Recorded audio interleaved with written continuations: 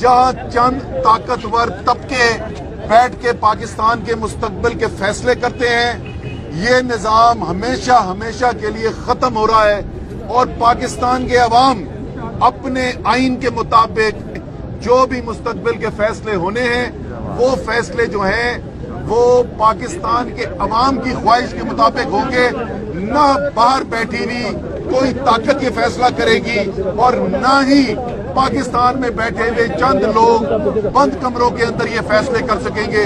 انشاءاللہ تعالی 2 بجے تک یہ آ جائے گا۔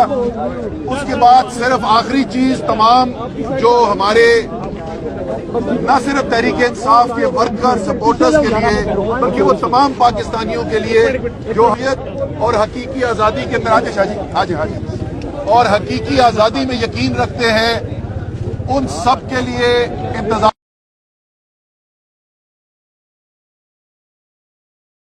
اور اس کے بعد عمران خان کال دیں گے کہ اگلا لائے عمل کیا ہے۔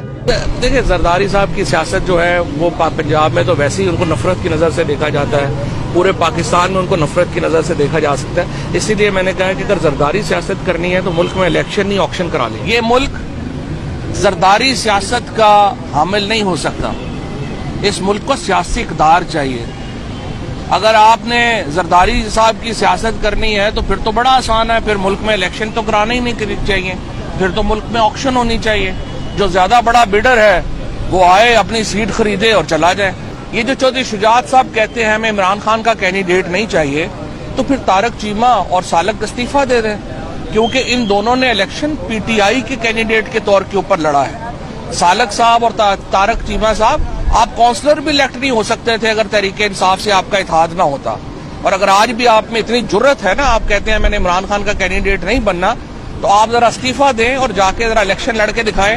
اگر آپ کو آپ کے حلقوں میں جوتے نہ پڑیں تو آپ پھر آ کے ہم سے گلا کریے گا۔ اس وقت ہیئر ڈریسر کی ضرورت ہے، ویسے تو ڈپٹی اسپیکر صاحب کو اگر انہوں نے جیب اپنے بالوں سے بھی خط نکال لیتے تو وہ نکال سکتے تھے، کوئی ایسی بات نہیں ہے جو ان کے حالات ہیں۔ یہ ڈپٹی اسپیکر جو ہے یہ بکا ہوا آدمی ہے، اس کے ہوتے ہوئے فری اینڈ فیئر الیکشن نہیں ہونا۔ پاکستان ایک بھرپور احتجاج کے لیے تیار ہے۔ حمزہ شہباز جو ہے وہ چکن پہن کے صبح دوبارہ جو ہے وہ 7 بجے حلف لینے چلا گیا ہے۔ پاکستان ایک بھرپور احتجاج کے لیے تیار ہے۔ کچھ دیر کے بعد یہ سماعت جو ہے یہاں پہ شروع ہونے والی ہے سپریم کورٹ لاہور رجسٹری میں، لیکن یہ بڑی بدقسمتی کی بات ہے، ایک غیر ضروری ایڈونچر ہماری اسٹیبلشمنٹ کا، اس کے نتیجے میں پاکستان ایک بہت بڑے سیاسی بحران کا شکار ہے۔ ہم یہ دیکھ رہے ہیں کہ ہماری معیشت جو ہے اس کو ناقابل تلافی نقصان پہنچ چکا ہے۔ ہمارا جو ایک ملک جو ترقی کر رہا تھا، جو 6% کے اوپر گرو کر رہا تھا، ملک جس میں 55 لاکھ نوکریاں پیدا ہوئی تھیں 3 سالوں میں، وہ ملک جس کی لارج اسکیل مینوفیکچرنگ اوپر جا رہی تھی، وہ ملک جس کے تمام فنڈامنٹلز کرونا کے باوجود جس کی تعریف کی جا رہی تھی، بدقسمتی سے 3 مہینوں کے اندر وہ دیوالیہ پن کے بالکل قریب آ چکا ہے۔